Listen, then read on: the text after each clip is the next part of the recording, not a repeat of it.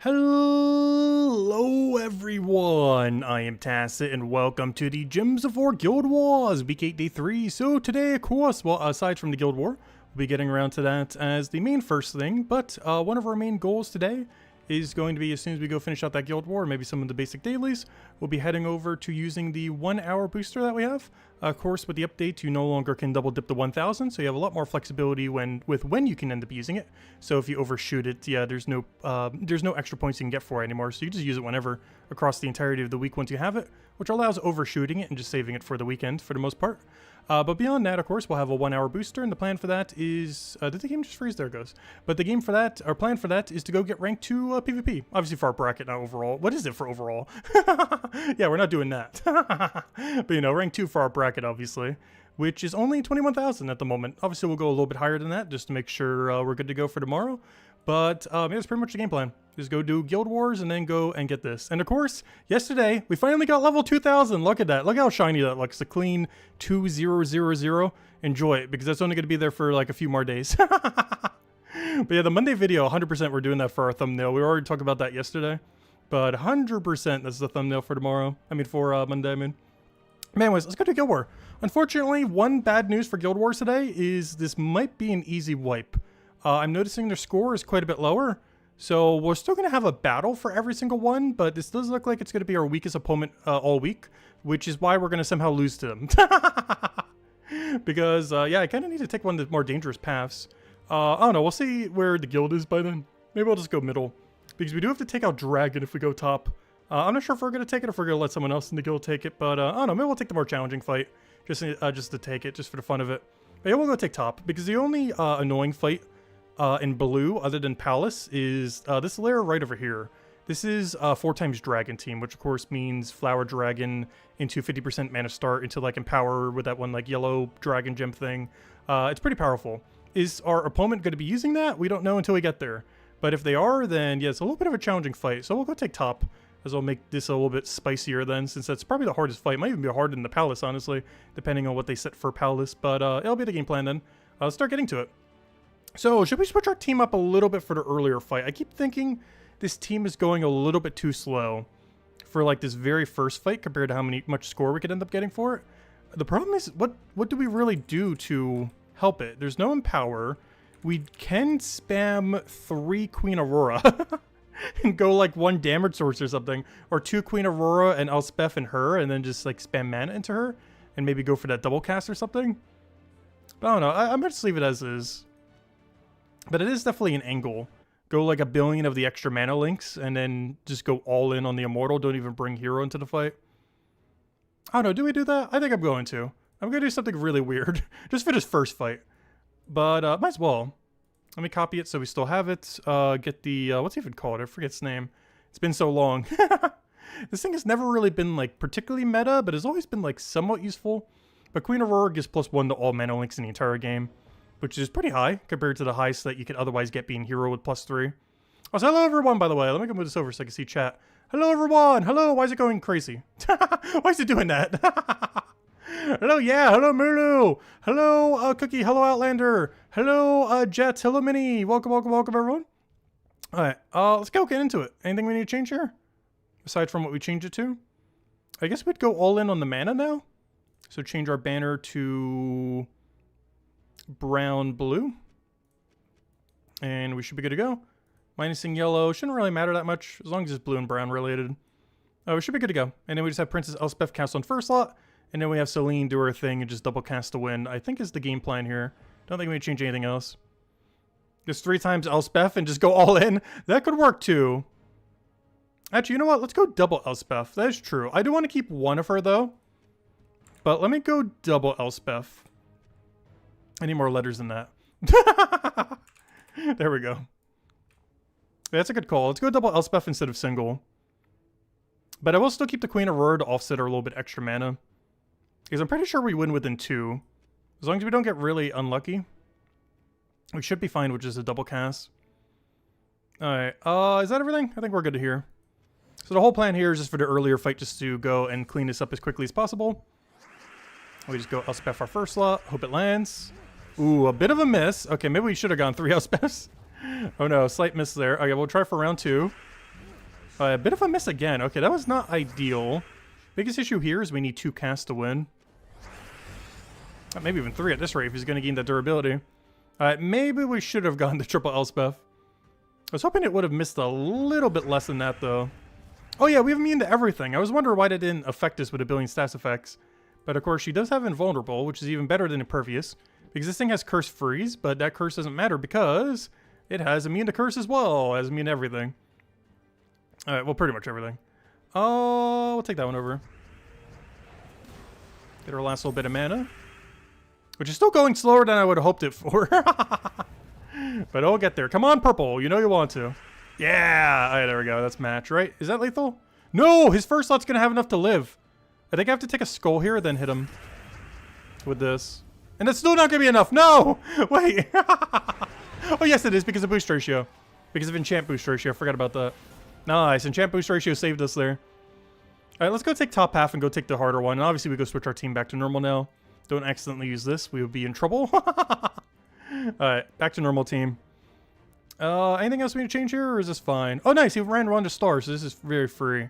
What is this team? Summer Knight is like an early game tank option. Okura has armor tier with a little bit of damage, but doesn't really do much otherwise. It's a really low-level team, which is actually kind of surprising for a level 1219. It's actually like a really early game team. What restriction is this, Fae? I'm kind of surprised because you know what you have access to on Fae? Leprechaun.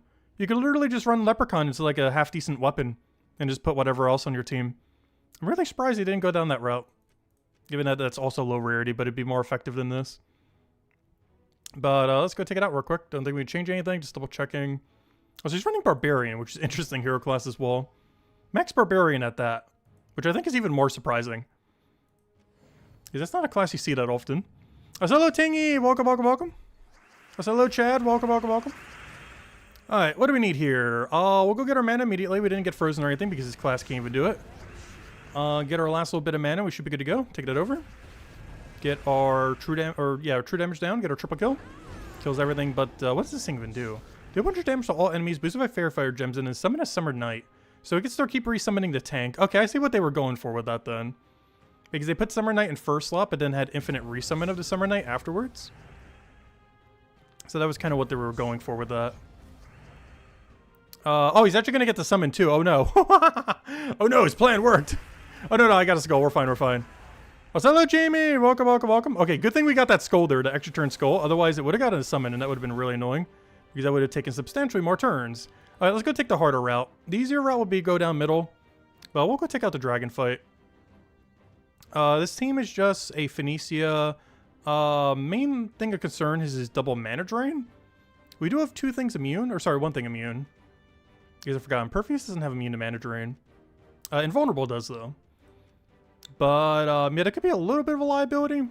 Once we get him stunned, it's not going to matter, though. As we are running Elementals, so shouldn't be that bad. He's running Dawnbringer, which is going to block him a lot on mana initially. I don't have to spell for when he gets the barrier off of that, though, which could be kind of annoying. So we do kind of want him to not get a cast off if we can help it. Right off the bat, yeah, I think we're going to go for it. I was considering taking that purple first and then casting it. But now we'll get our double enchant over here and then see what the board state is like. He's almost guaranteed going to get mana drain on this next turn, though. Okay, he did not go for it, surprisingly. I might just take a blue and mana drain him, then. I could take a skull here, but we're only going to get base damage because we're not entangled, or, you know, he's not entangled there. So I think we're just going to take our blue, let him get the skull. I might even just let him take the skull again. The amount of value he gets from skulls is not particularly high. And we finally have Hero Enchanted, so all you need to do is get some red alignment and we're pretty much good to go. We'll get some damage down just to get things in the kill range. Green doesn't do too much because it's blocking. I almost just want to take a purple here. The most ideal would be a red, but there's no way where we could take red at the moment. So I'm kind of trying to force us to get a red if we can. Otherwise, we gotta just wait 2 turns, which at this point, I think is just what we're gonna do. There's no way we can take the mana drain over there either. There's like almost no moves on this board. Let's take this green for now, because I don't want the board to get shuffled. We'll probably take this blue just to get the mana drain and so he doesn't get it. But then also because we have full mana next turn, as long as he doesn't mana drain us here. And he doesn't, so we just explode everything and then 1. A little bit of an unfortunate setup there, but we should be good to go from here. I think we just outright kill Hero due to Fairy Fire. He doesn't have spell reduction, right? Does his hero class have spell reduction? I don't remember. No. Or if it does, he doesn't have it set. So this should be enough damage with 50%. I'm not even going to calc it out. It should be enough. Pretty sure it's somewhere's in there. It's overshooting by enough where I don't think we had to calculate it, and it did. So we're fine. Not sure how much we overshot it by, but it was definitely overshot for sure.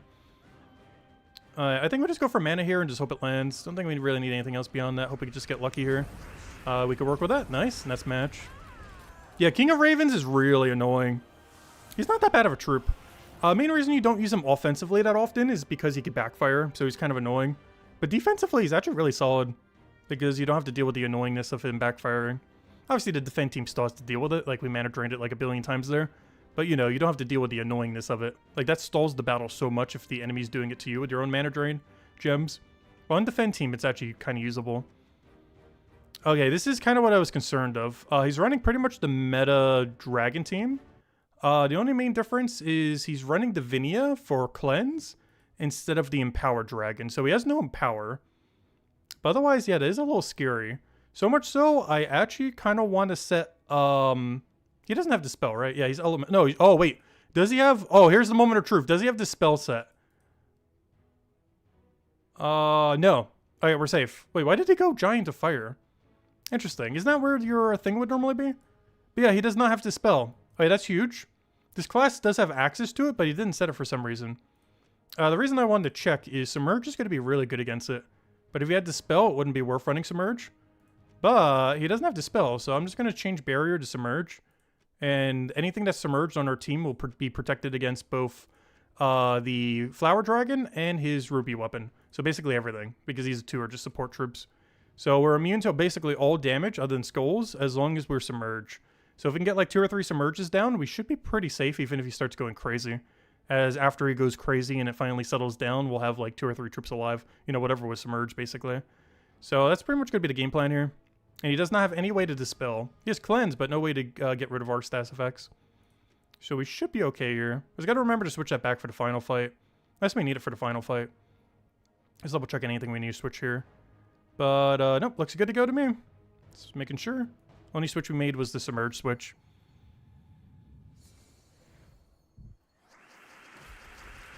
Alright, right off the bat, we can take an extra turn. So we shall. From here, this is probably just going to be Elspeth doing her thing. I might even just take her out herself this time. Because I'm looking at all the extra turns off the other thing, and they're not looking too good. I'd rather chance the yellow here. Because that's something we can't get if we go with her. But we can get if we do this, so hopefully yellow. Ooh, we got blue, but it landed extra turn blue, so it's not that bad. We could work with that. We basically already won. Wow, yeah, we can definitely work with that, that's for sure. Wow. Well, we killed half his team. I think we're fine. This might kill his last slot as well. Do I want a little bit more mana first, though? The problem is he's going to get Ruby Weapon off. But it doesn't really matter if he gets Ruby Weapon off. So we're just going to go for it. Unfortunately, a double-tapped hero, so we don't actually get a kill out of that. So I guess the benefit of double-tapping hero is it's at least closer to kill range. So now when we take a skull, if we could find a skull, we actually get to kill him. The problem is there's no skull here. He's not fair-fired or anything. How are we going to do this? I don't have any way to kill him right now. I think just to take red and let him resummon. He doesn't get to do 1 to 3 resummons here. Which means I'm going to have to cast What's-Her-Name again to go kill them all. Oh wait, unless...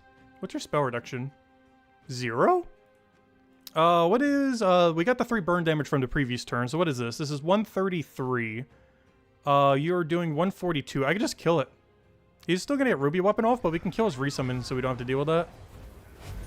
And now all we have to do is just poke him. And that's match. Well, first we gotta get the poke. Yeah, let's take that first. So he's in one-shot range, of course. We don't have full mana on anything. I kind of want to take this red, I think. Red, explode, and then the following turn we win, unless we get a skull before then. Not quite. We could try cascading it. Taking this purple and just chanting the skull off a sky. I can even take this green and that purple. I think I'm just going to explode it. And we got the skull anyways. Perfect. Easy as that. There we go. Alright, well, now the real fight. I know it's still slightly harder, but let's see. Is it Maelstrom Dagannoth? Are we going to get a single day this week without a Maelstrom Dagannoth? No! Yeah, we got to deal with him again. Alright, well, Let's go figure out what we're doing for this. Elementals, you go back to barrier. You need it. You go back to barrier. Are we going to finally use a Raid Slaying troop, or are we going to ignore it for the 3rd time in a row? He's using Tidecaller, so he's really Submerge heavy. I'm not sure why he's going as Submerge heavy, because that's not really going to do too much. Like, most of the meta for this place does not use AoE damage. The only 2 options, I guess maybe low rarity. The main 2 options that we would use that would hit all enemies is the Gem Dragon and Vanya with its Bless, which is like the main budget option. But a lot of like the higher rarity stuff, you actually don't really run AoE. So him having like 4 times Submerge isn't really going to do much. Because he has Submerge off a Hero, he has Submerge off of Maelstrom Dagannoth, he has Submerge off of Piskia, and he has Submerge 4 times over on a Aquaticus. That is such an absurdly Submerge heavy build. I am slightly tempted to get a Raid Slaying troop just to kill this. Because I kind of want Tangle Bomb to kill Piskia. Though half my team does have Immune. And the other route is just have Princess Elspeth end up destroying itself and getting our mana from that. And just hope we don't miss. And even if we do, the only thing he's really getting from it is Submerge. Submerge is nothing to us. I'm just going to do it again. This would be the 3rd time in a row we don't go with a Raid Slayer. We're going to chance it. Mostly because I want the early game momentum. Alright, what's our minus banner set to right now? Minus, minus yellow. I see, we don't really need +2 brown. I still need a +1 to red. I kind of want to switch it to like red-blue or something. Or red-brown. Or even red-yellow. So we don't block it as much. Because I don't want to minus something here. I don't know, let's go red-yellow, I guess. Pick one of these. Because 100% we need to have +1 into this weapon. I even go red-green, but given what we're doing Elspeth on initially, I want it to be something Elspeth related.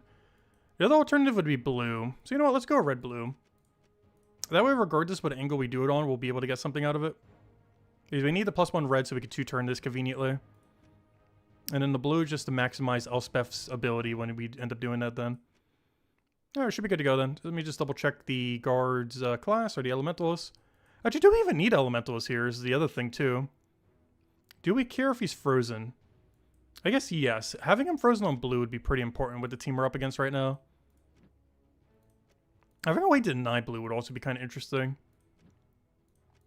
Having him frozen on blue would be pretty useful. Hey, that's spell reduction too. And 50% mana star. Honestly, this thing's gonna be annoying. He's gonna get so much mana at the start, which is kind of the reason I want to run Elspeth here. We also need to have mana of our own to outpace it, which is gonna be really important. Oh no! Okay, Elspeth got frozen, so we're kind of gonna destroy herself anyway, so that kind of works out.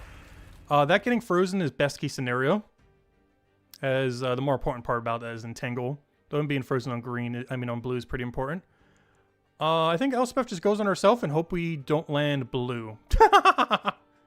Well, mostly we just want to make sure we don't miss. Oh, this is really bad if we do how much mana we're giving to him. I think we have to chance it though just to get rid of freeze. Okay, no extra turn, but we did get some mana out of it. We also got some enchants from her enchant gem. We could take a blue to brown over here, which is going to get us to full mana. Oh wow, we got war? Hold up. What's your boost ratio? I know you've been reworked like a billion times in the past. Burn all enemies, deal a bunch of damage to an enemy boosted by my attack. Gain an extra turn if the enemy dies. We're heading for, what is that number? 100 and, math. Not functioning. 170. Yeah, 170. Because it gets to gain 3 attack every single turn, so that number keeps going up. Though we have to account for spell reduction, though. But that's a pretty interesting summon. Literally got the first mythic ever added to the game as our summon. I can take this for red and blue and brown. I think we just go for this. If we get a red off a sky, it's also extra turn, which would be the funniest thing ever. Because I might take a blue here that goes into a brown here that goes into a red extra turn off a sky. And if that happens, this is like so absurdly auto win. We gotta try it. It's just too much value not to. No, we didn't get it from sky, but we got some other stuff from sky. We didn't get the extra turn out of it, unfortunately. Alright, do we damage pressure here or just go for mana? I'm kind of considering just going for mana, but I really want to just throw its ability down. The main reason I don't is I want War to actually get mana. So you know what? We're going to go for it. I want to get War closer to full. Okay, he left us with a Skull. I believe we go for it. We'll take this just for the sake of it. And now I have a different angle I can take Skull, which honestly I think I am going for that. The only big issue I can see here is I don't believe I have enough damage to kill him. We only have triple damage, and that's not enough to kill how much durability he has, so he's going to get a bunch of mana here. He should still be frozen, so we at least have that going for it, but he will survive. Alright, how much damage do we have with this? Not enough. It's one of the reasons I'm trying to get War up right now. Because War is enough, I think. We have 102, which is 179. It's enough to kill Hero, but doesn't do any other threat. It's still a pretty big threat, though. We'll take blue. Uses blue on, like, everything anyways. Any turn we could take blue is going to be pretty solid here. I kind of want to wait a turn before I kill Hero. I want him to waste a turn taking blue or yellow. That way we can just outright kill him the following turn. Because even if he cleanses, we still have one shot on him. Plus, if we can get a free skull on him, that would also be great, so we don't have to use War on him. Alright, now I think we kill him just in case he does something crazy. Oh wait, I could have waited on the blue. I forgot he has auto extra turn. No, I should have waited on that 5 times blue. I forgot about the auto extra turn that he has. It's been so long since I used War. Oh wait, Imran, that didn't kill. I forgot to account for spell reduction. Alright, good thing we didn't do that. False alarm. Saved. Saved. Alright, that's fine. Do we move Maelstrom Dagganoff to first now?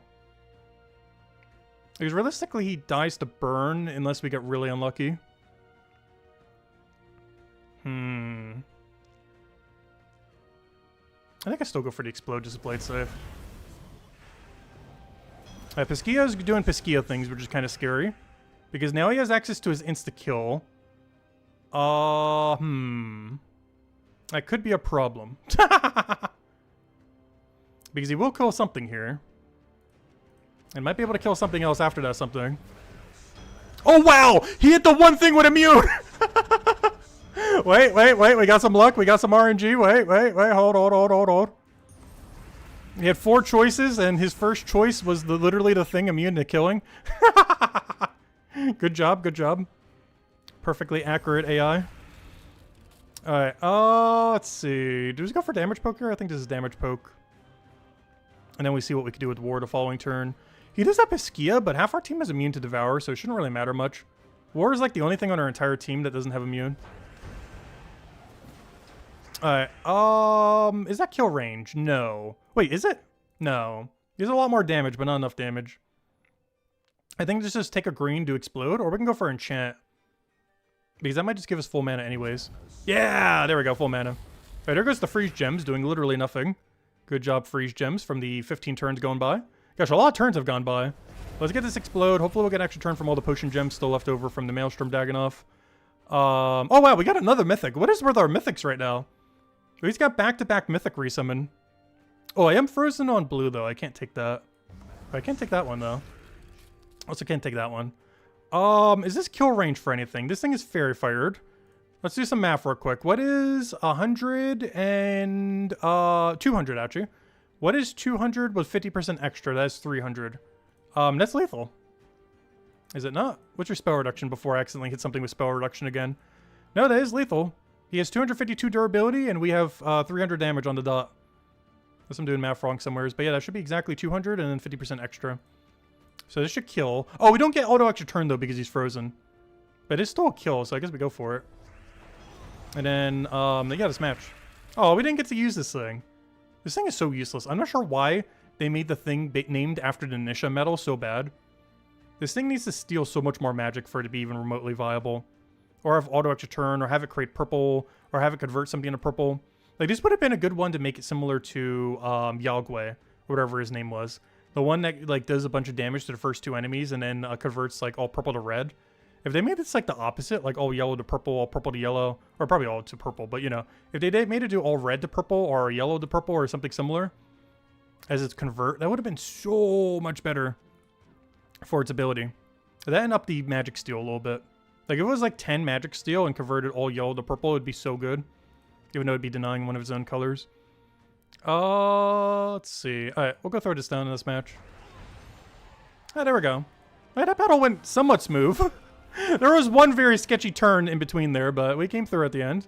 And we got a 1-3-51, which wasn't that the exact same thing we scored yesterday? The summer's around there. But we're still on our perfect streak. Oh yeah, I didn't actually claim it the other day. Wait, why can't I collect it?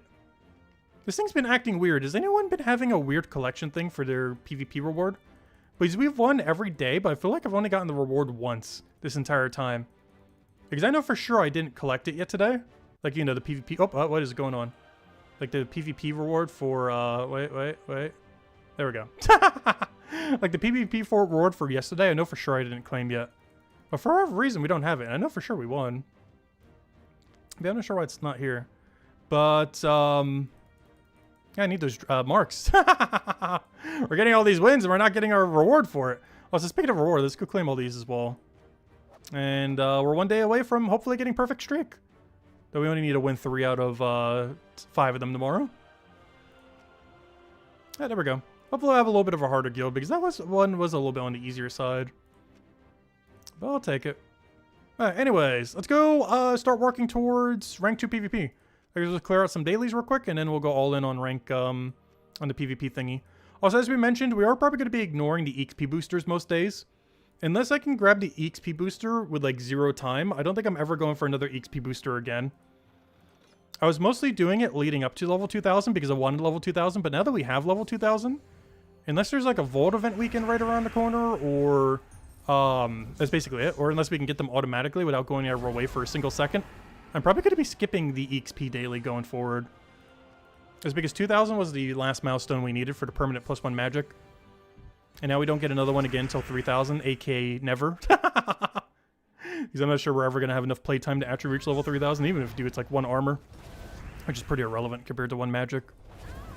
Are we the Paragon at the moment? Oh yeah, that's why I meant to check. I knew there was something else I wanted to check. Thank you for reminding me. Let me go check it after these gems. Actually, let me check it after the whole adventure board just so I don't forget it.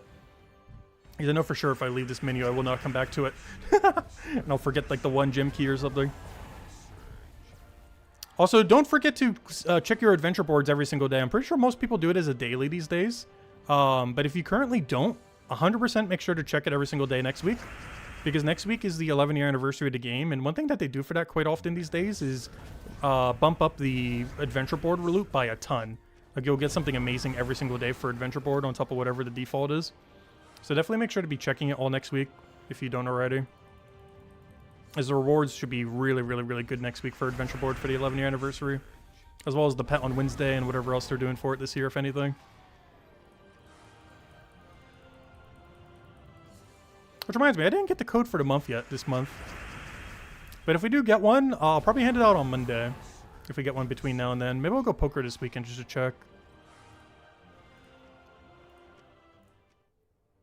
That or we'll save it. If we don't get one by then, we'll save it for the actual 11-year anniversary day. Which I think is like the 23rd this month or something. Or whatever stream that would fall closest to. Alright, we did that. We did that. Raids. Guild has finished that. Good job, Guild. So we don't need to worry about today or tomorrow. And we got nothing, unfortunately. Guild Wars we literally just did. But while we're here, let me go check. How are we Paragon yet? The hardest achievement in the game. Did we get it yet? Where is it? How do I even check? I keep forgetting where this is. They hit it in like a menu inside of a menu inside of a menu. Let's see. Oh, we caught up! HP Herm lost several points today. I'm not sure if that was on the final battle or what. But yeah, we caught up. We were like 7 behind. Now we're actually exactly 7 ahead. So we caught up by like 14 points somehow today. Which is weird because I scored about the same because that means he would have had to have lost a lot more today. Like he still did perfect, but he did a lot worse of a perfect today. Whereas we've been basically doing the same thing every time. Like our score was exactly the same these 2 days. And this one was I think like 2 points higher or something. But yeah, he lost like 14 points today or something then. For us to have a 7 lead on him.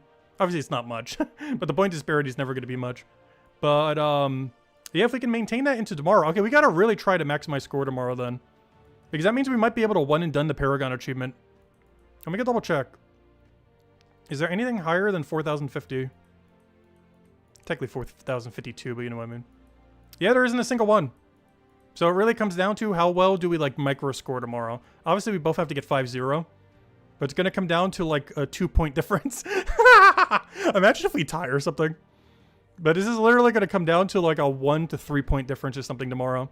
But we are in the lead by 7. But that's not much. And obviously, we both have to 5-0. If one of us doesn't, then the other one automatically gets it. But yeah, we're in the running for a first try Paragon for the new achievement. Which is, like, the most annoying achievement in the game right now until they fix it. But we'll see if we get it or not. Alright, let's go take out dungeon and everything. Top 3? Oh, a stun. Ooh, boo. That was really annoying. At least with the team I normally run with. Don't want to take that one because we don't want to hit the second trap, but there we go. Yeah, Paragon's back in Guild Wars. They added it as of last week. This is the first Guild War that's applicable to. I originally thought it was supposed to be in the previous Guild War rework, but they put it into the most recent Guild War rework. And this is the first Guild War that's applicable to. But the reason why it's relevant is they added a really controversial, annoying achievement that I'm not sure if they still made a statement on yet or not. That basically you have to get Paragon. But the problem with that is for every person in your guild to get Paragon takes like 3 years. Which is obviously a very long time. It also assumes everyone in your guild even has the capability of getting Paragon. Because at bare minimum, you need to get a perfect win streak. But on top of that, you need to get a perfect win streak that's also a decently high score. Because if anyone else in your guild also perfect win streaks, you would have to both have the same win rate, but also, you know, better score than them. Which is really hard to do with early and mid-game options. It's pretty much impossible. Like if you're in like a end game or even late game guild, but you're only like around level 1000 with like average options, you're almost never going to be able to get that until you get later in the game. So hopefully it'll do something to make it easier. There is a way to cheese it, obviously, in the current state of the game, but it would require you to have to leave your guild. You would have to leave your guild, go into a guild with one person, get to the point where you can sign up for Guild War. I'm not sure how that works in the current state of the game. And then if you're the only person in the guild, you're guaranteed to get Paragon, obviously. But the problem with that is that could be like a multi-week process to be able to do that. All of which you're not in your main guild. And then the problem of trying to get back into your main guild after you do that. It's just a really, really annoying achievement currently. That hopefully they'll rework a bit or something.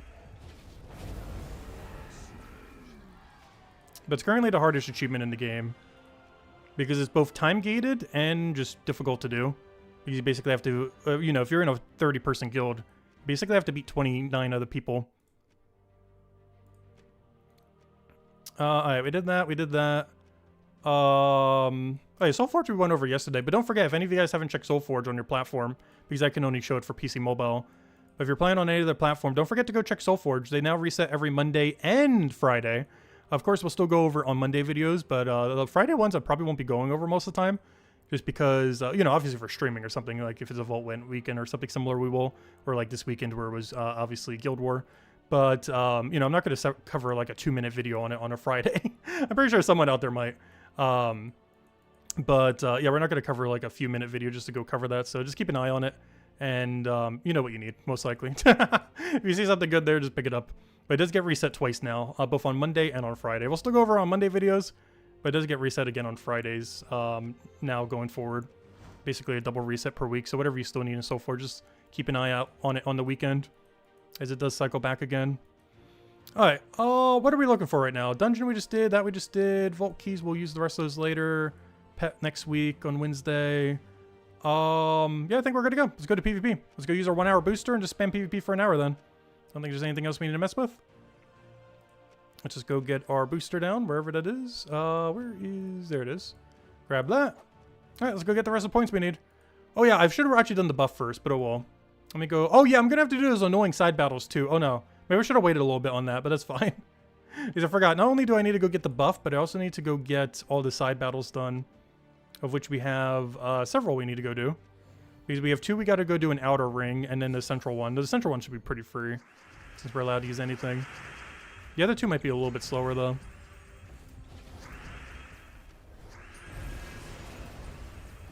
The Herm versus Tacit showdown. Well, we are in a 7-point lead, but you can very easily lose that with just one bad game. Like, if we lose even 1 troop, I forget how much the penalty is, but it's a lot. Like, if we lose even 1 troop on 1 battle, we auto-lose, pretty much. Which I think is what he lost a lot of score for today. I think he would have lost a troop on the final battle. Actually, didn't I lose a troop on the final battle, too? Wait, maybe we lost 2 then to Maelstrom Daganov or something.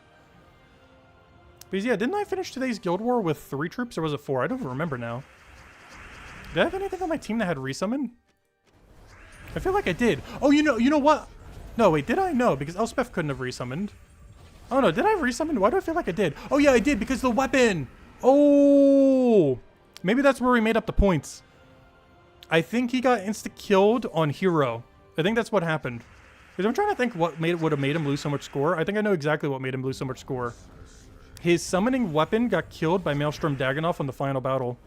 That's almost guaranteed where he lost the points at. And I'm trying to think of anything he could have died to, and that would have been it. Because if you resummon it, you get the points back, as if you never even lost it. Because it only counts if you are at the end of the battle with a troop loss.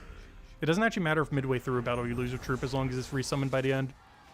But that means that his weapon was likely targeted, because he was probably running Elementalist or something instead of Stealthy Hero class, which is normally the way you do it, of course.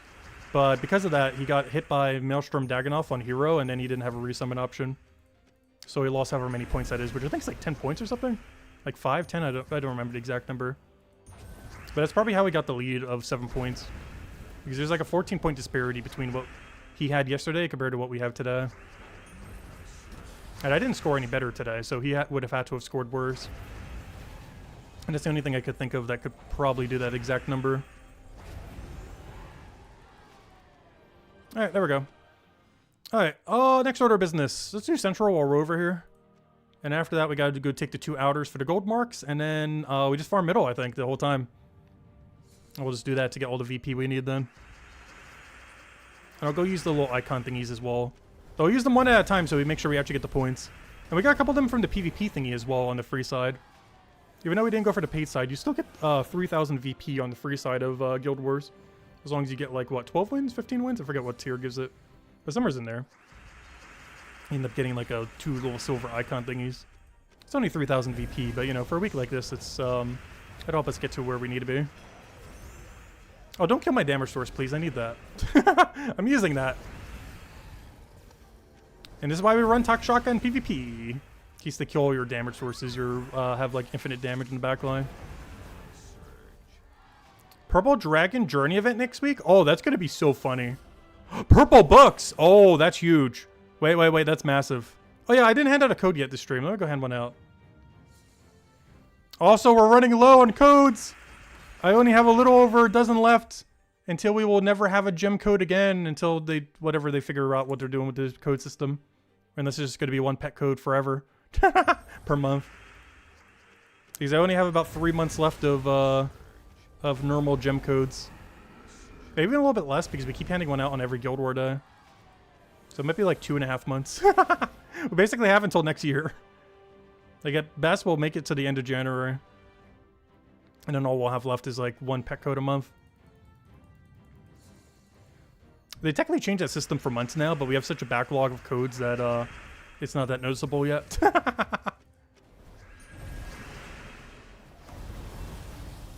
And the funny thing about pet codes now is the game already gives you 1 billion pets. They finally fixed pets as of 8.9. So the pet codes aren't even as enticing anymore. Because they basically fixed pets with the most recent patch. Oh, so we're gonna lose? What's going on with this battle?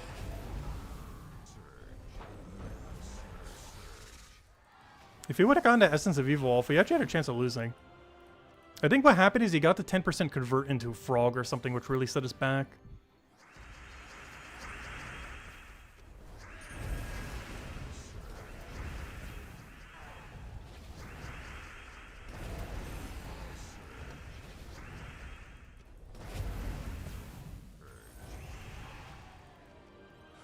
Alright, we need one more. I guess we'll do middle. I just haven't seen that in a while. Double of one of those offset dragons because they have that buff that affects everything. So whenever he takes purple gems, he just gains a mega buff across his entire team.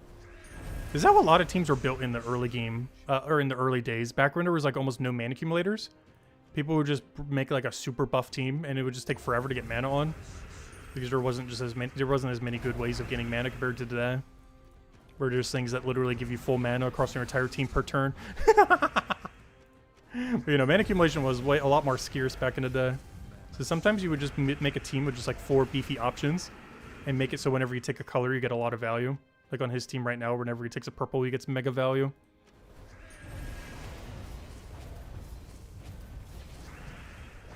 But of course, these days, mana accumulation is so good that you pretty much always have to be running like 2 of them on a team. It's just so much value having it. Alright, next order of business. We gotta go do 5 battles for Undead and 5 battles for something else, I believe. There's like Undead and something else. Which one did I already have a team for? I think it was Undead, right? Yeah. So we already have the team for undead. It's the other one I need to go build a team for. So let's go do our 5 undead battles, do the 5 for the other. And then the rest of the time we just go in central the until we have rank 2 PvP. Or until the booster's gone, basically. Even if we get there. And if we're not there by the end of the booster, then we'll just keep going, I guess. But we should probably be there by the booster unless we go really slow. Especially after we use all of our little metal thingies. Which I should probably go do after we go clear out these battles, just so we know exactly where we're at. Because I'm using this week regardless, so might as well use them up front so we know where our number is. That way whatever our number is what our number actually is, instead of having to add like 5,000 to it.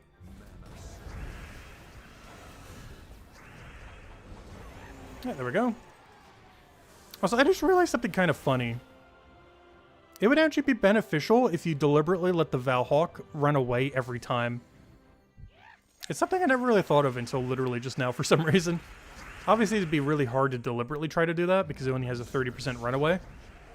But if you kept letting the Valhawk run away, that means every single time you progress a battle, he will be in your battle. Which means you only have a 3 versus 4 every single time. Because obviously he's basically nothing. Quite literally, since he's running away.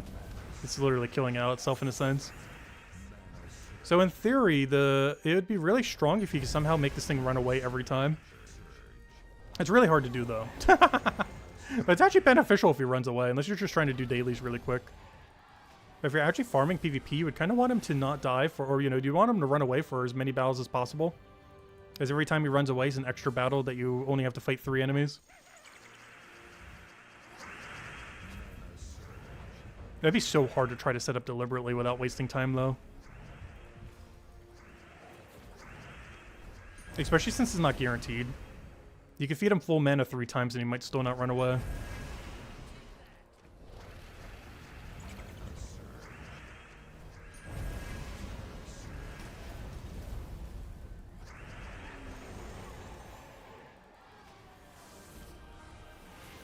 Alright, 2 more battles here. No longer do we get the free Valhawk kill. But for most of these battles, I don't think it's going to matter too much. You haven't seen a Valhawk in like months, and you've been playing almost every day. Have you been using the obelisk battles? Because you can't get any Valhawks if you don't use your obelisk battles. Those ones that give you like those temporary buff thingies. Or, sorry, monolith I think it's called. Because they're capped out if you don't end up doing the monoliths. They cap out after like 2 days.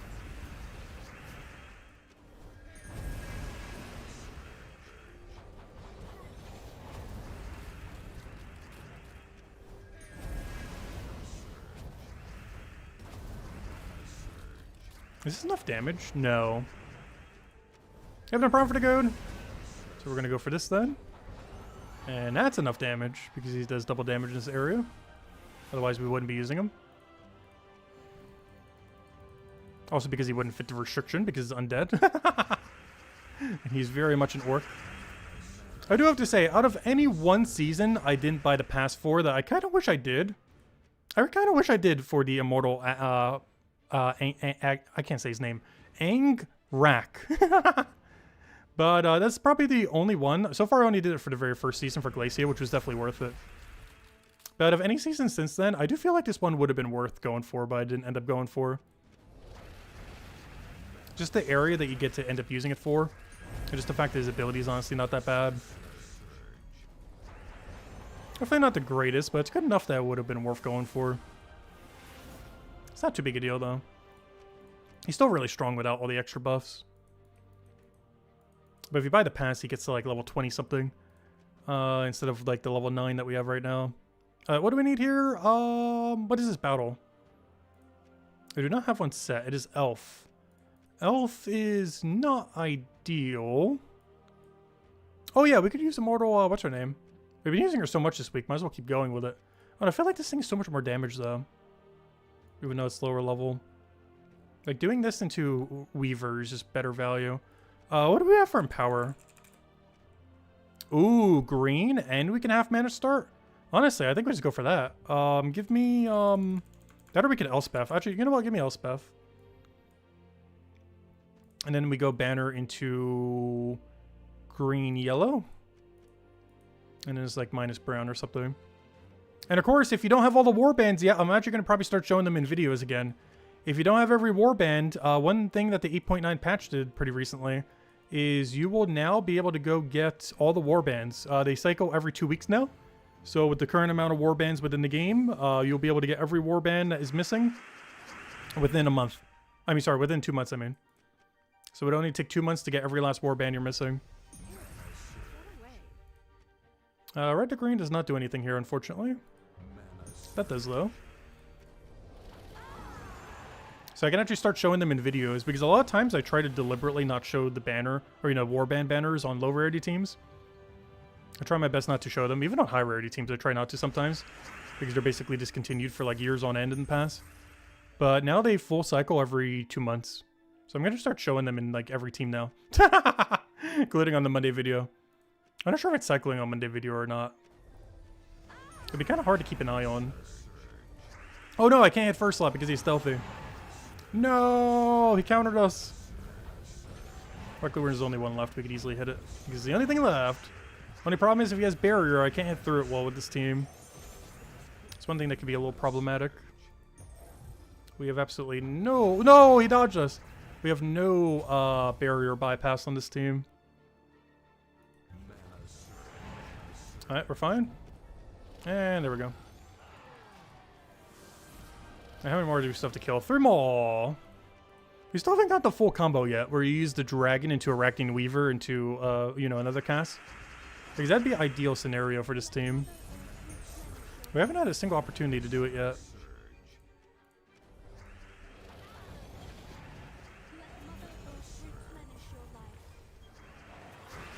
Ooh, web. Oh, good. I forgot. She's not affected by magic. So that web does nothing. Very nice, very nice. All right, 2 to go. We got a nice easy battle. Should be able to one-shot this. And I always go to normal PvP for the rest of the time then. Oh, did I have a convert? I think I would have there. Worst comes to worst, I also could have just Elspethed. I don't have alignment, so this is going to be getting some mana, and that should be match. He doesn't really do anything. Oh no, he got barrier! No! He got barrier right before we're about to kill it out. So no one shot for us, even on the weak team. That's one problem with weak teams, is they're a lot more likely, though of course all teams are pretty likely to run it. But a weaker team is a lot more likely to run barrier spam because they kind of need it to be able to upskill to harder enemies. So it's a lot more likely to see more barrier on a low rarity team than a high rarity team. Though you still see it a lot on high rarity teams, obviously, because of Elementalist. But you're a lot more likely on a low rarity team to see like an actual barrier troop. Like during Guild War today, we saw a lower rarity team that had that one Sunfire thing on it. That barriers when it does its ability and gets like, you know, a little bit of mana accumulation and everything. You normally don't see something like that on a higher rarity team because you don't really need that. You'd mostly just see it off of elementals and such. But low rarity teams are a lot more likely to carry stuff like that, which can get kind of annoying since it negates out one whole damage like this. Hello, Chris! Welcome, welcome, welcome. You haven't been doing obelisk battles? That would make sense then. Yeah, it's basically a daily every single day. Normally you have to do at least one set of obelisks, aka 5 battles. But depending on where your battles are, you sometimes have to do 2 sets in a day. Since you earn 6 per day, but you can only, you know, each set is 5. So after, what, 5 days, you would have to do 2 sets every 5th day. Yeah, they're not really that required, but there are some PvP objectives related to it that are definitely worth doing. And they give you some buffs that can help you out a ton for just expediting the speed of dailies as well. So even though they take up some time, they can also speed you up. They give you things like scroll reduction, spell reduction, magic, stuff like that. And that makes winning easier. Alright, we got 44 minutes. Let's go spend it all in Central. Let me just go use up our little token thingies. And I'll use every last one of them. We'll use them one at a time to make sure it actually counts towards the PvP season thing. I'm not sure at what point we have to go, but I'm going to go all the way back to that menu just to make sure it counts. Let's see. Other, go all the way there. Boom, boom, boom. Go all the way back. Boom, boom, boom. Go all the way to PvP season. Boom, boom, boom. Wasting a little bit of bonus here, but I think it's worth it for the little bit of points. Just so we know exactly how many we have. Wait, wait, wait. Are we already at 20,000? Wait. Are we already there? I need to double check if that's actually counting correctly. Because if that is for the other metric, that's good. If I can get back to the menu I want to get to. Alright, there we go. That's the final one. Oh, yep, we are. Alright, moment of truth. Let's go open 3 of these. I need... Oh, I got it. I was going to say, I need yellow. Yellow or purple. All right, let's go get it. We finally have it. Wish I would have had this a little bit earlier.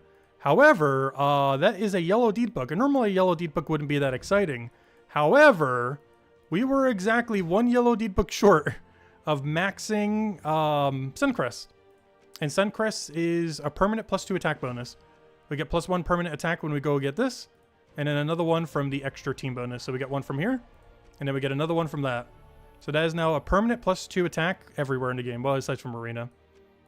And that's like our, what, 10th-ish maxed out kingdom? Somewhere's around there. We're getting there. How many are there these days? Like 38? So we're like 1/4 the way there. Which are probably about 1/3 since all the spears we have and everything. But there we go, nice. It's a permanent +2 attack bonus. Alright, anyways, we got a bunch of bonus burning. Let me go use it all. So, PvP season, make sure all that is claimed. Claim all these because why not? You know, we're already wasting so much time. Let's go open the burning marks too. 50 of an immortal, that's great to see. 10 of an immortal, that's not great to see. 10 of an immortal, that is still not great to see. But it's better than that, at least, I guess. Okay, that could have gone better. At least we got rolled 50 once, but there we go. Nothing particularly good out of that, though.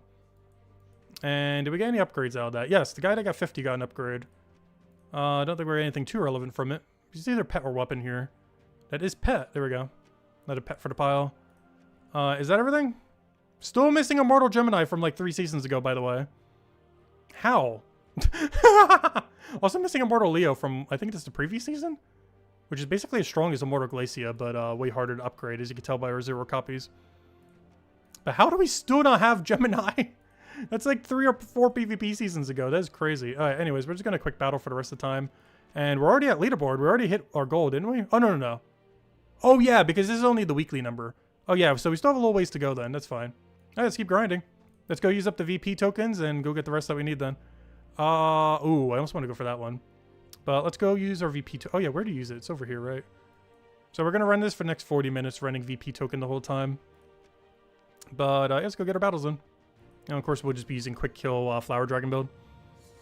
And we'll do this until we get rank 2. Well, for the next 40 minutes regardless. Which should easily get us rank 2. Who knows, maybe even rank 1. No, I don't think it's going to go that high. But if it seems close enough, we might push for it tomorrow. If they're under 40,000, I might go for it tomorrow. It depends what first place is at. But if they're only at like 33, 34,000, I think we'll go for it. Oh, sorry, I didn't see your question. How was Guild Wars? Guild Wars went really well. We ended up taking the harder path, and we're currently en route for Paragon. We are currently in a 7-point lead in our guild for Paragon. So as long as I don't do something drastically wrong tomorrow, we should get Paragon achievement on first try.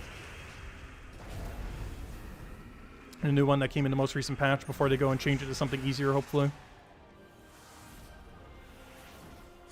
I'm still going to keep it like that forever, in which case, oh no. I would say that won't affect that us too much, but, you know, that will affect a lot of people, though. But hopefully we'll be able to one and done it. There's only one other person in my guild basically competing for it. And we're 7 ahead at the moment. Or, you know, 7 points ahead, not 7 wins. Which is not much of a lead at all. But we'll see how tomorrow goes. But as long as we don't lose tomorrow and don't take too many penalties, we should be fine. The biggest thing is just not losing. If we just don't lose, we have a really good chance of making it tomorrow. I basically just have to 5-0. And we should hopefully have it.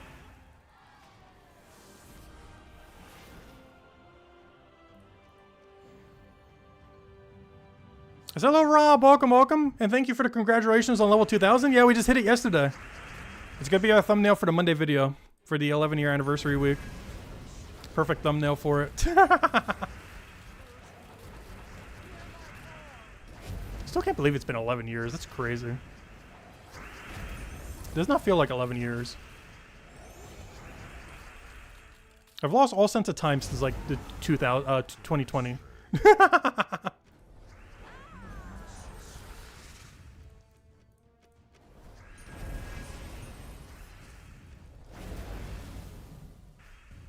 So how's this thing still not dead?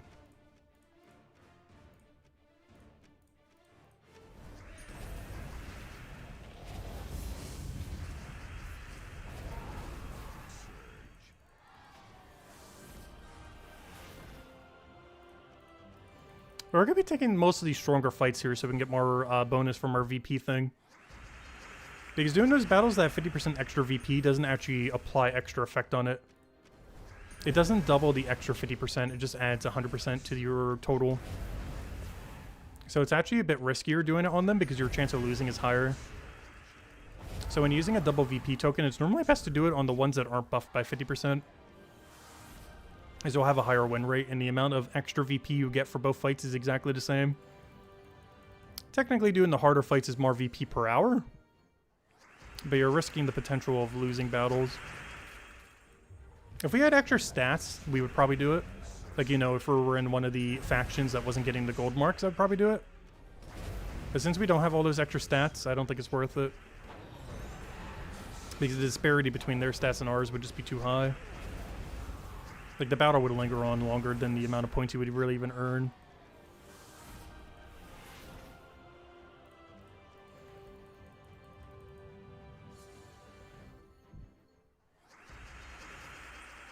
Hoping to see a game-changing troop before the end of the year. Yeah, the most recent Mythic was pretty meh.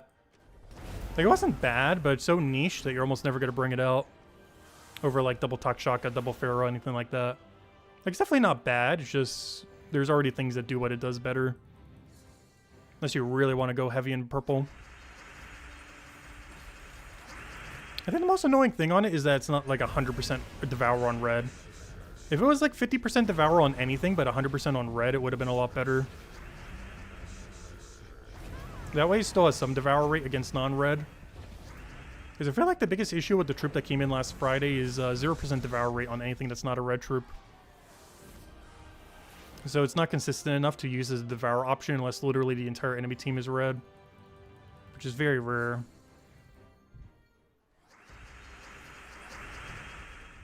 And even then you still need things to counter Devour immunity. Like if they have Impervious or Blast or other stuff. Which is a whole another slot you have to allocate towards it. Especially if you're running double of it.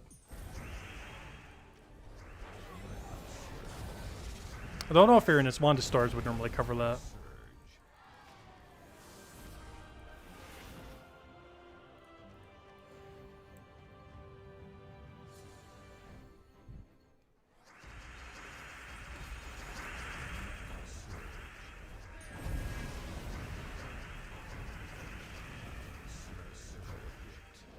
A bunch of damage off of that is fine.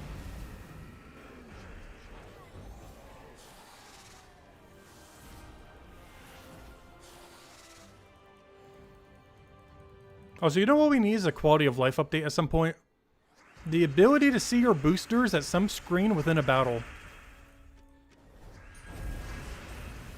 Because we're going to go through this whole grind not knowing if our XP booster is done or not. And we'd have to waste like 30 seconds to go check it. But I really wish somewhere's in a battle screen, on one of these menus, anywheres, they would change the interface so you can see where your boosters are at. Maybe on like the before the battle screen or something else. So you can see if your store Palooza is still going, if your booster is still going, you know, anything else like that. Because intuitively, you would think the spot where they put it at would be fine, aka, you know, the main menu that you have to go through to get to anywheres. But the problem is every gameplay loop you would ever do while doing any booster requires you to never go back to the main menu. At least if you're doing them efficiently. You would never at any point go back to the main menu. So even though it seems like a good place to put it, you never see it in most situations when you're actually using a booster. Either a Palooza or a gold booster, XP booster, anything like that. You're just always in the menu where you're just recycling battles over and over again, but never going back to the main menu.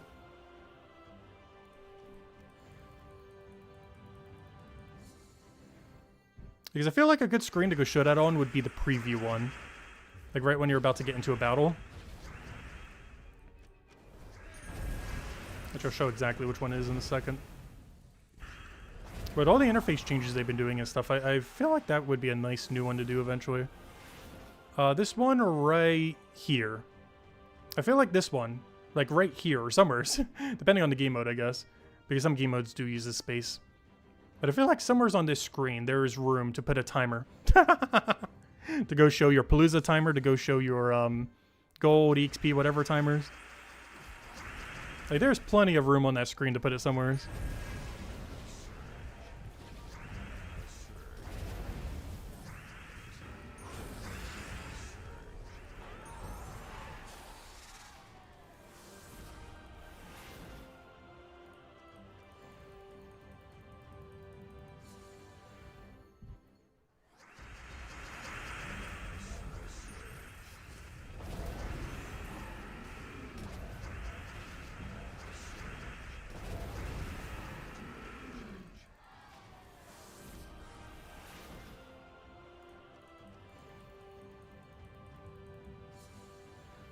Maybe at the top of your gold soul counter somewhere. Yeah, that too could end up working as well. I feel like this gets a little bit crunched on some menus though, like on mobile. So I'm not sure that would work on mobile. On PC there would be enough room up there. And probably on console as well, but mobile screen's quite a bit smaller to be able to see that there.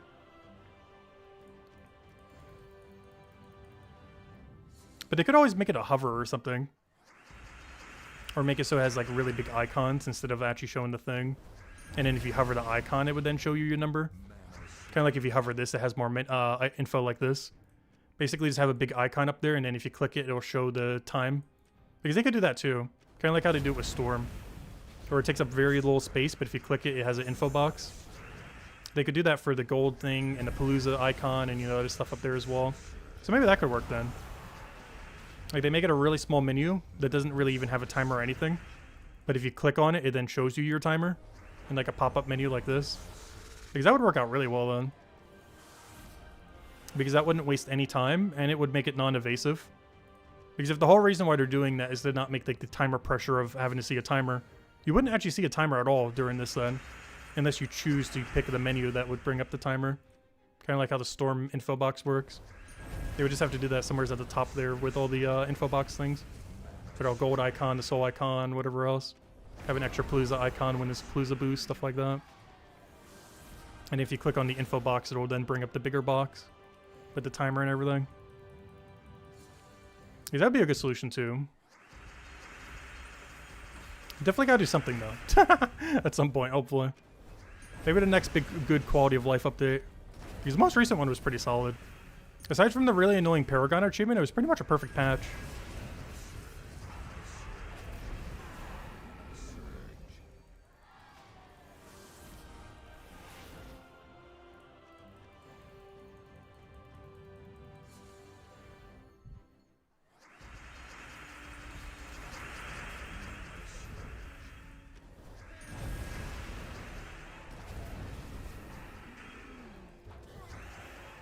Oh, so speaking of timer, I want to check what our timer is at right now. I think it's like 20 something, I want to say.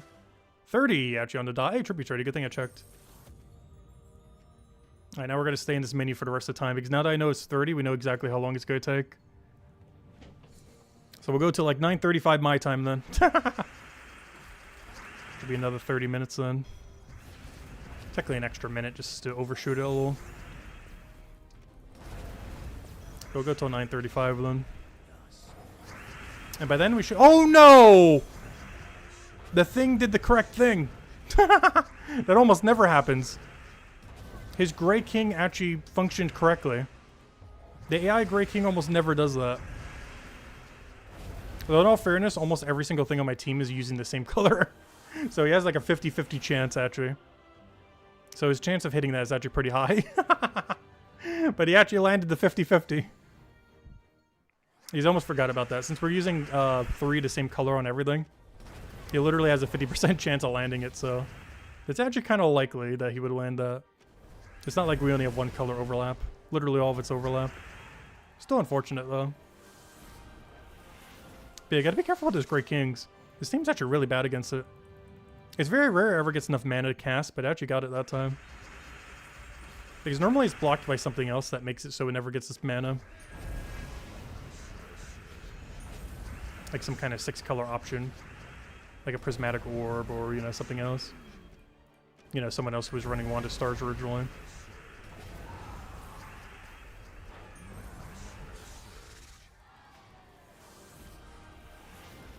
But it should be more than enough to get rank 2.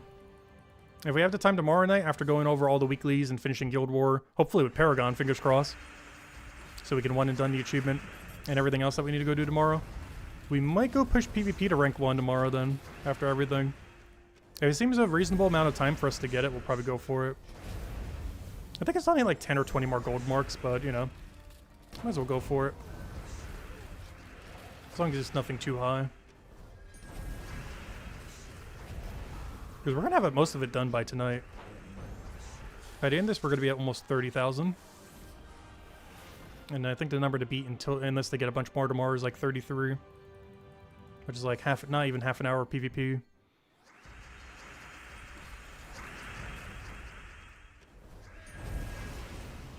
And now we'll do the same thing that we normally do. So next week we'll tank our PvP rating so we can get back to Ruby rank. So we can get another nice free first or second place. The only reason we don't do that every other week is because sometimes we get into a bracket that doesn't do bad enough. Or sorry, doesn't do good enough, I mean. Because we need whatever diamond bracket we get into to have a bunch of people that do good at the bottom range. But sometimes there's some zeros or people that score really low. So it's a little bit luck-based if we actually go down or not. Because the top end of diamond is always really high. But the bottom end to actually get demoted so you can get the really free win the following week is a lot more sporadic. Because not only is there more of them there, but also the amount of playtime there is a lot higher range. Whereas the upper range tends to just be people playing a lot. Like multiple hours of PvP a day. Because on an average week, I pretty much just do bare minimum daily for PvP. Unless we're trying to push our leaderboard a little bit higher. But otherwise, it's bare minimum dailies, which is about an hour. Not counting Guild War weeks, of course. But not counting Guild War weeks. I'm pretty sure I only put about an hour a week into PvP. Across all 7 days. And that covers, of course, every PvP daily. But on a week that we go for like top 2, top 1, at least in Ruby rank, it takes closer to like 3 to 6 hours normally, I would say. Because you can get roughly like 10-ish thousand VP an hour, give or take a little bit, depending on boosters, what you're doing, everything else. It's like 10,000, give or take a few thousand in either direction. And normally Ruby rank 1 is only like, you know, 30, 40, 50,000 at most. It's not too long to get. And of course, whenever you do that, you tend to use some of your medals that you have as well. And that's a few thousand as well on top of that. Though, of course, we do have to factor in one other factor, though. I guess all people don't have access to it anymore. But we no longer have the extra 1,000 VP. But that really shouldn't affect the leaderboard at all. Because everyone doesn't have it. That only really makes it so the weekly takes a little bit longer. Like, if you're someone who only does the 6,500 PvP rating, before you could cheese it by doing 5,700. But now you actually have to do the 6,500. So that basically means you have to get 800 more points now compared to before. If you're doing like super mega bare minimum weekly for PvP. Which isn't that big a deal. Because mostly they're just fixing the glitch. It was never meant to work that way anyways.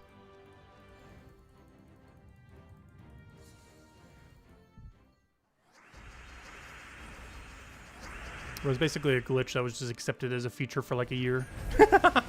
Until they finally fixed it last patch. Actually, I think it's been like a year and a half. It's actually been in the game for a while, surprisingly. Which is why it was pretty much treated like a feature. But if anyone still has any other questions or anyone want me to go over, let me know. Otherwise, we'll keep going for about another 25 minutes of PvP. Could you imagine 25 hours? Gosh, we haven't done that since like the week we started the streaming. Because we end up trying to go for rank 1 PvP, like actual real rank 1 PvP in the entire game that week. We're putting in like 8 to 12 hours a day of nothing but PvP.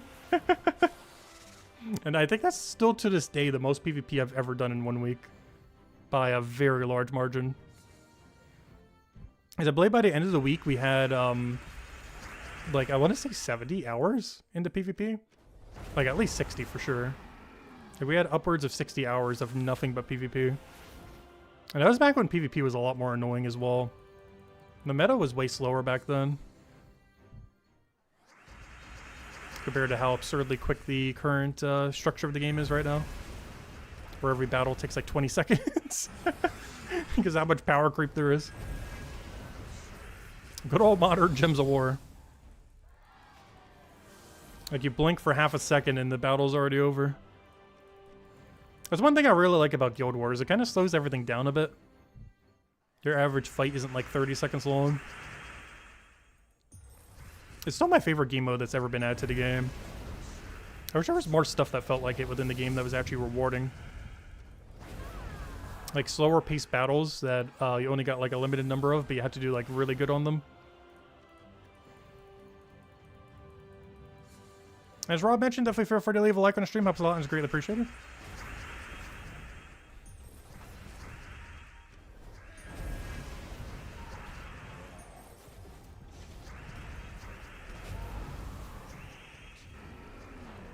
Yeah, I'm not sure if they're going to do anything extra special for the 11-year anniversary thing.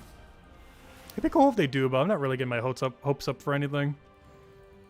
But if they do something extra, that'd be cool. But I have a feeling since it's just an off number year, it might just be the standard stuff. Which is basically a really good adventure board every day, the pet on Wednesday. And probably like a calendar thing for a week. We'll get like an extra reward by the end and you could like buy some stuff that might be worthwhile.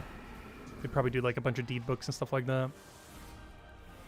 Not to mention, you'll be able to get a lot of deed books for free from the adventure board. Hopefully some purple ones as well. Also, someone was mentioning it earlier. Is the next week world event for purple deed book? Because that's pretty huge if so, because that means that's basically three free, gosh, it's so hard to say. 3 free purple deed books. But yeah, we should be getting three free ones next week then, if that's the case. Which is huge for magic progression. And if you somehow have all the magic kingdoms already upgraded. There are still other purple kingdoms that aren't magic. Even though obviously the purple ones are the main priority. I mean the magic ones, are the main priority. We're really close too. I think we're only like 10 deed books short. So it's going to help expedite it if we're going to get another 3 next week. On top of whatever we might get from the holiday. So we might get like 5 to 7 purple deed books next week for free. Between a world event plus whatever they're handing out for 11-year anniversary.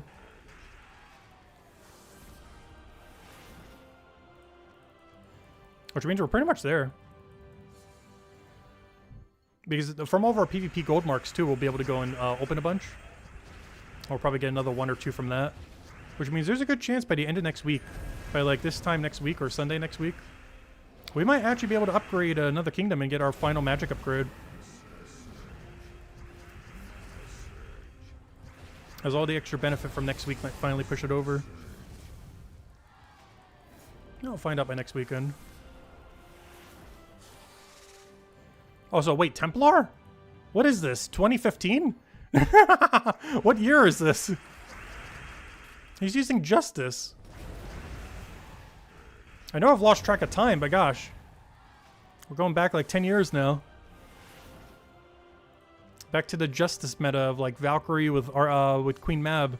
Do any of you guys remember that? Have any of you guys been around that long? For the Valkyrie Justice meta? For when it had like that freeze boost ratio and got like the mega HP and attack boost. They would then synergize with Queen Mab. Which at the time was like the whole reason why they even add mana burn immunity. Was because Queen Mab was so strong in combination with that team as well. Plus there was almost no ways to gain souls, so Valkyrie was pretty much required on any team, every team anyways. Because she was creating 1 billion souls while also giving you blue mana. So all the entire meta of the game was just blue teams. But then they also made a troop that was just so broken for blue teams. So in combination with everything else, it just made every team into like Justice, Queen Mab, Valkyrie with a hero. Like literally every team. Actually, back then, I think it even ran 2 Queen Mabs because Hero was dead content back then. Still, that was before they buffed Hero. So a lot of teams were something along the lines of like Justice, Valkyrie, double Queen Mab. That was like the whole meta for like a year. Until even more broken things came out.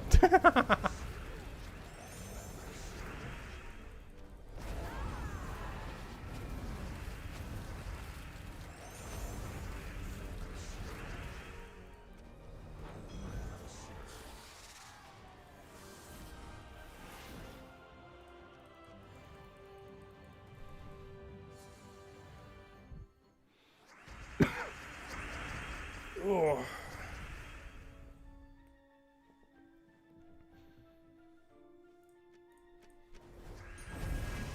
Wait, tomorrow's Sunday already, isn't it?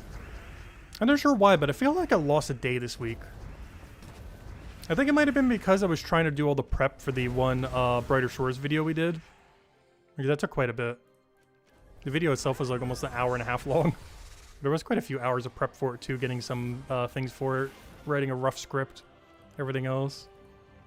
There's more so an outline than anything, but it's surprising how long it takes to do some videos like that.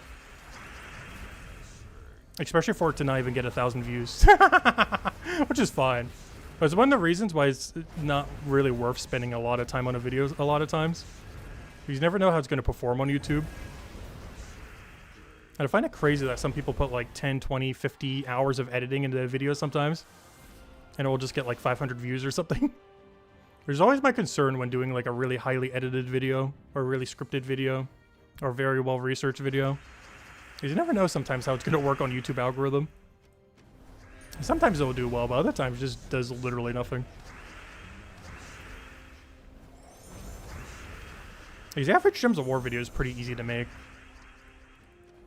Like on average, I would say an average video takes like 2 hours total, if counting the entire process.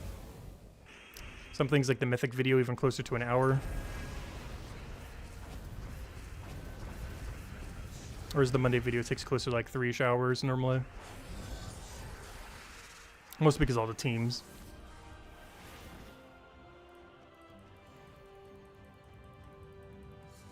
Because if it wasn't for the teams, I think Monday video would take closer to an hour, hour and a half. It's normally making every team for the entire week. That makes it take a lot longer.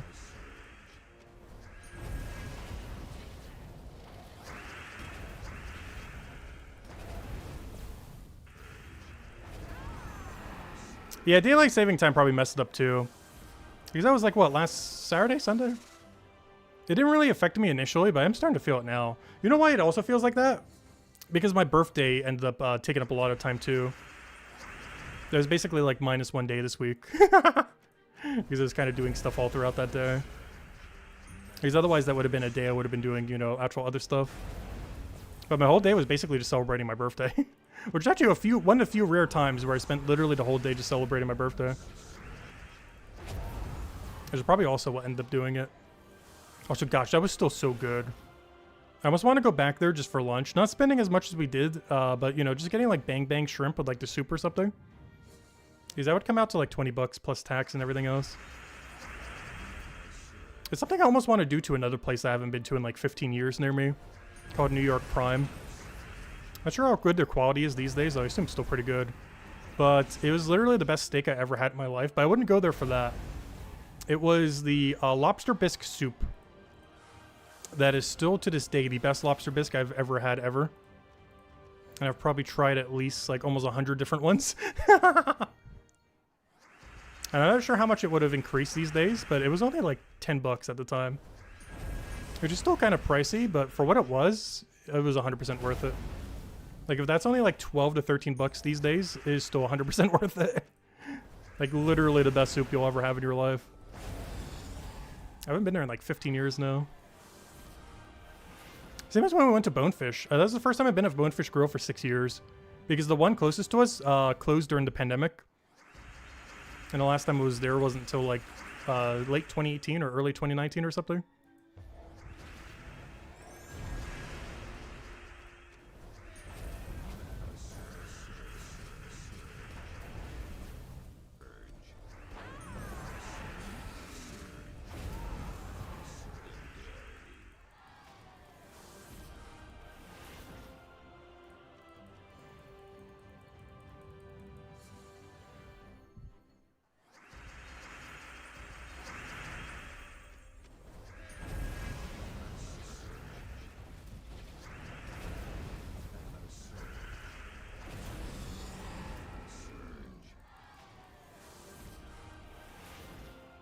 Alright, we got another 15 minutes left. Let's keep going. Got a quarter of our booster left. Get our last little bit of gold, because that's the only thing we're really using it for. Is the gold bonus.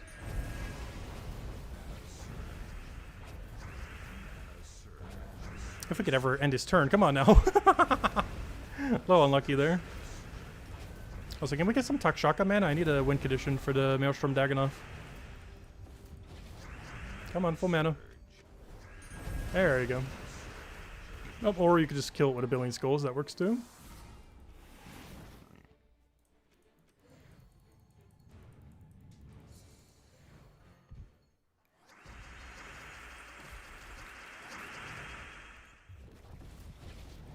Alright, come on, we need some cleanse. He got it off his Valkyrie. Which also, speaking of things from ages ago. Or sorry, not Valkyrie, I mean Mercy. Valkyrie is the one that creates blue. But this was the first Empower troop ever added to the game. Like as far as empowers that convert color. And to this day, oddly enough, it's still among one of the strongest. Because it basically set the baseline of what an Empower converter needs to be. And it didn't really ever go too much higher than that power-wise, oddly enough. because they didn't want to really power creep too much beyond that. Which is why almost every Empower Trip in the game that's a single convert like that is generally weaker than Mercy, even though they have added a handful that are slightly better than it. Because they already set a pretty high bar with it. She not only, of course, has the standard convert, but has give life to weakest enemy, so whatever's closest to dying, it just gives a bunch of life to. But on top of that, it has 4 times cleanse, which is probably its most notable gimmick. It's not just mana accumulation, but it's mana accumulation with 4 times cleanse. Which is a little bit less relevant these days with Wand of Stars, but it used to be a lot more relevant when there was almost no other way to cleanse in the game. Because that was also before Sister Superior, where you could empower for a cleanse as well. She doesn't have, well, actually she does have auto extra turn, but she doesn't have any board control. But that was way before then, where the amount of viable things were like 10 total in the entire game that even had like a viable cleanse. So Mercy having that on turn 1, which is so powerful back in the day, since you didn't have a lot of the more modern options to do it these days. Like Sister Superior or Wand of Stars or similar things. I'm curious if we're ever going to get another weapon like Wand of Stars, because gosh, I'm scared to know how powerful it's going to be if we got Wand of Stars Part 2. Because that was one of the reasons why Prismatic Orb and that one jewel weapon was made so bad. They made it so bad because of what would happen if you made good options be 6 color. But as of a couple years ago, they were like, oh, let's just go all in on power creep.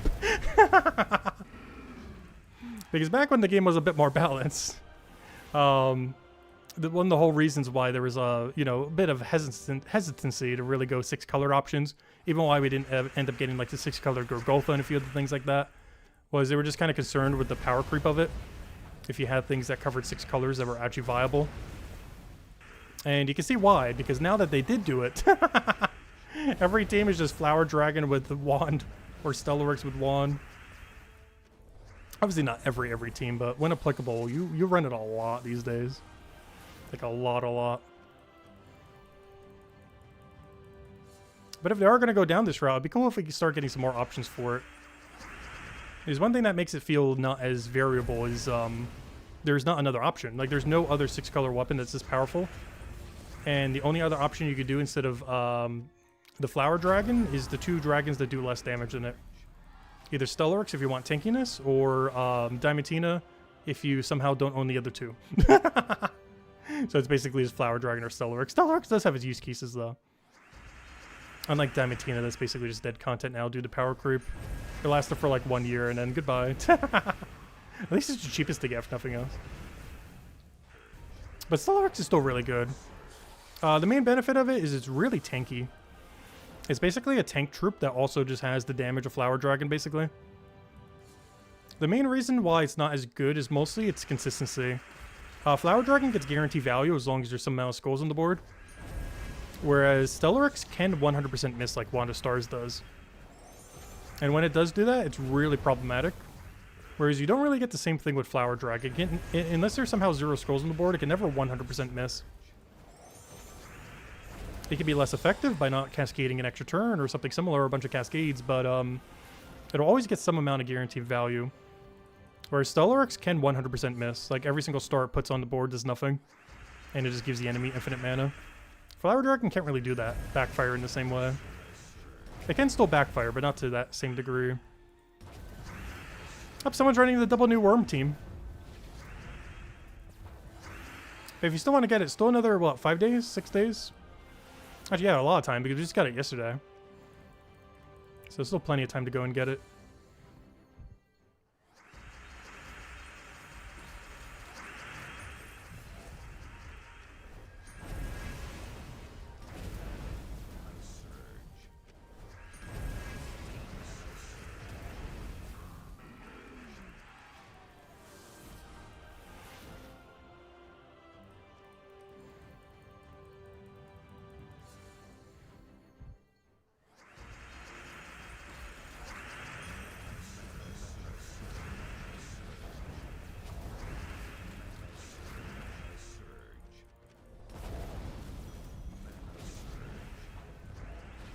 Yeah, let me kill that before it kills our whole team. And it should be a match. Oh, we got 10 minutes of booster left. Go, go, go. We should already have rank 1 though at this point. I almost want to go check it. We should definitely have rank 2 by now. I don't think we're quite at rank 1 though. Oh, yeah. Okay, well, I don't know. We might go for it tomorrow. If they don't really move tomorrow, I think we go for it. Hey, that's only like 1 hour PvP tomorrow. That's not that bad. Plus, we'll get some covered from Guild War anyways. Which will hopefully we'll get a 5-0 on and get Paragon, so we don't have to worry about it ever again. In case they don't change the achievement for some reason. I really hope they do, though. I'm still surprised they haven't made a statement on it. Or maybe I just saw it buried, or, you know, it got buried and I just didn't see it. Because I've checked 3 times the last week, and I still haven't seen them do an official statement. There's some comments saying that they would probably comment on it, but then they never commented on it. So I'm not sure what they're waiting on with that. Maybe this week they will. Maybe they're out of the office.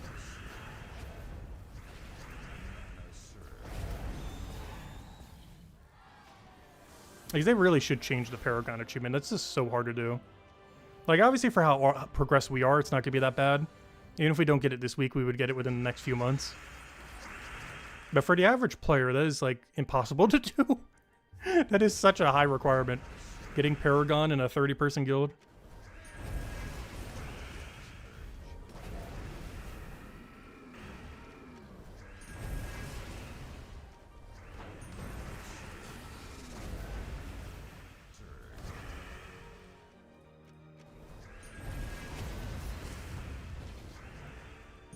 Oh, that's not what I wanted. I was trying to cascade it to get a skull, but I accidentally took an extra turn because the wild card thing was there. Not what I wanted. Yep, catch you later, Ron. Have a good weekend. Thanks for stopping by. Yeah, tomorrow's game plan is going to be finish out PvP, hopefully get Paragon. Or finish out Guild War, I mean, hopefully get Paragon. Finish out all the weeklies, which we do have a handful of. Which, honestly, maybe we'll just keep rank 2 then, because I kind of forgot. We still have to do the entirety of Under Spire next week. I mean, tomorrow, I mean. I was only doing free battles, but I haven't even started it yet. I'm literally at, like, Battle 1. I gotta go through the entirety of Floor 1 and Floor 2. Which won't take, like, that long, but, you know, it's still, like, a good 20, 30 minutes. Yeah, they basically have to do the entire weekly in one day. Just the free battles, though. I didn't buy into it at all this week. Just because I had a feeling Guild Wars would already take up enough time. Which it did. As it normally does.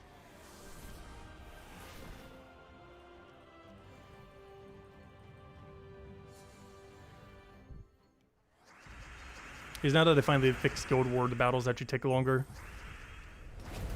Like, I think on average it takes like half an hour to do Guild War every day. But luckily this time around our options weren't that bad. Sometimes you just get all full stuff for Guild Wars. Curious to see what the next one will be. Because that'll be the last one this year, the one in December. Should be like the first week of December we should get our next Guild War. But we won't know the calendar for it until like the week before.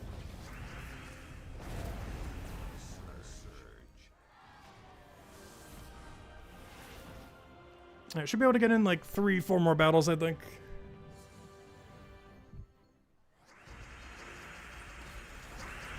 And it should secure us a nice solid second. And if we have time tomorrow, we'll go for first, I guess. As long as he doesn't jump too far ahead.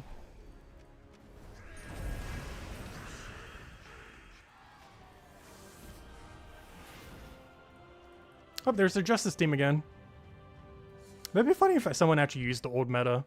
Honestly, maybe that's something we need to go do next week for the 11-year anniversary. We should go run some old meta teams that used to be good back in the day, just for the fun of it. Maybe even do a whole video on it. Like 3 to 5 old meta teams and seeing if they still live up to today.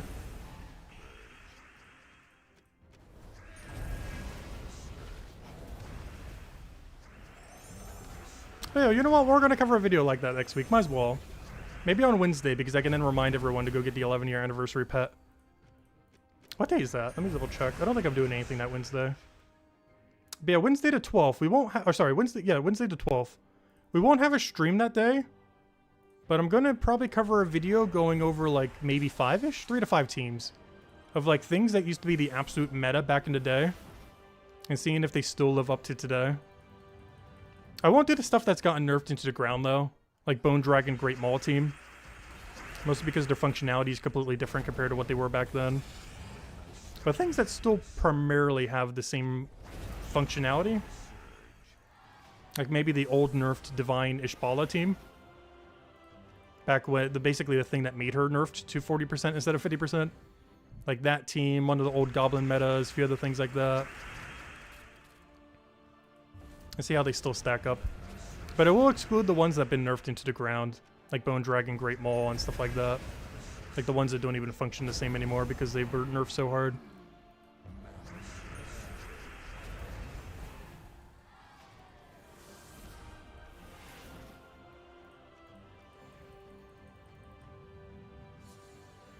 Oh yeah, true, duh. We'll find out next Monday what the restriction is. I forgot, we don't even have to wait for the monthly thing. I forgot about that. Because we know literally the second that next week starts.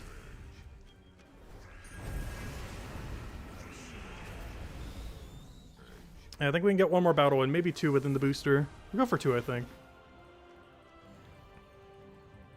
We got like a minute and a half of booster left.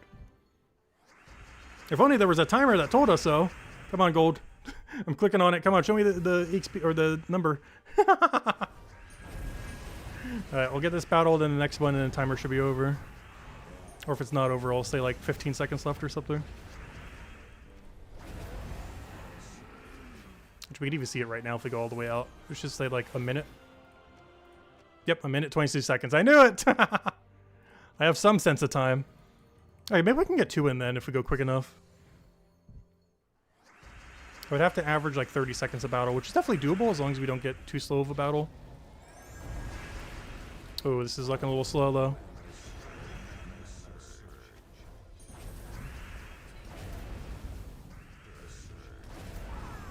Looking a little slow. I'll still go for another one just for the sake of it though. I don't think we're going to make it in time, but go for one more. Right there.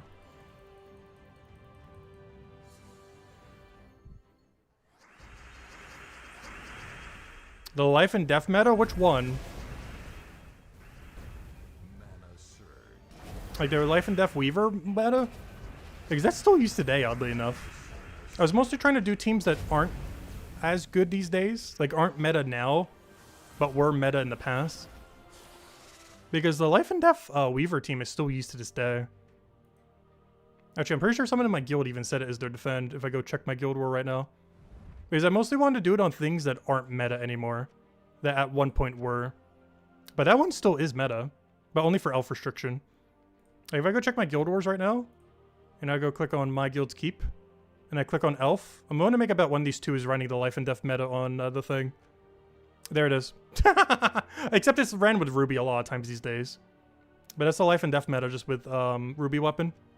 And this is the life and death meta with life and death. Using in power first slot, life and death, Arachne Weaver, King Avalon. But it's still meta today. I mostly wanted to do it for things that weren't as meta today. Just to see how they still function today. Like things that were originally the best thing you could use, but aren't anymore. But it still is. It's just only in elf restriction would you use it. Whereas before it was a little bit more flexible to use it everywhere. But these days you would only use it in a 4x elf restriction, particularly defensively. You could use it offensively too, but there's some slightly better options for that. But it's still meta. It's very niche, but it's still meta in the game at the moment. I guess you could say the same thing about the Goblin team. I don't know, maybe we'll still show it, we'll see. It's just I mostly wanted to do things that weren't as meta anymore. Like, they would still function in the current state of the game, but they, you know, aren't nearly as good as, like, the best thing in the entire game anymore. Like, things in that kind of category. Because that team is still used to this day. Just not as often. You know, the life and death one. But anyways, guys, I'll wrap it up for now. We will be back tomorrow, same time as always, hour and a half prior to now tomorrow. Then we'll go finish out Guild Wars. Hopefully get Paragon. We're in a 7-point lead right now in our guild. So all we have to do is just not mess up. If we get 5-0 and just don't do bad with that 5-0, we auto-win. Because we already have a 7-point lead. So I just have to get a perfect win and just don't do something to tank our score somehow. So if we can get through the final fight without losing a troop, like against the Maelstrom Dagannoth or whatever they're running, we should be fine. And that's the only thing that can really take out our points. That and losing, obviously. Obviously, if we lose, we'll definitely lose, unless he also loses. But I don't know, we'll have to wait till tomorrow. But as long as we get 5-0 and just don't make any crucial mistake while getting 5-0, we should be okay. for the one and done Paragon achievement. But anyways, guys, we'll do that. Maybe clear out rank 1 PvP. Clear out dungeon, which won't take that long. Just finish out Underspire. I haven't even started it. I literally just got the free torch. But we'll go through floor 1 and 2, just clear through that, and, you know, all the normal weekly stuff. And, of course, we'll go over weekly spoilers. And, of course, on Monday stream and Monday video, 11-year anniversary, finally. So I'll be having all that stuff going in next week. But anyways, guys, I hope you all have a wonderful rest of your weekend, and I'll catch you guys later. Bye, everyone! And thanks for watching.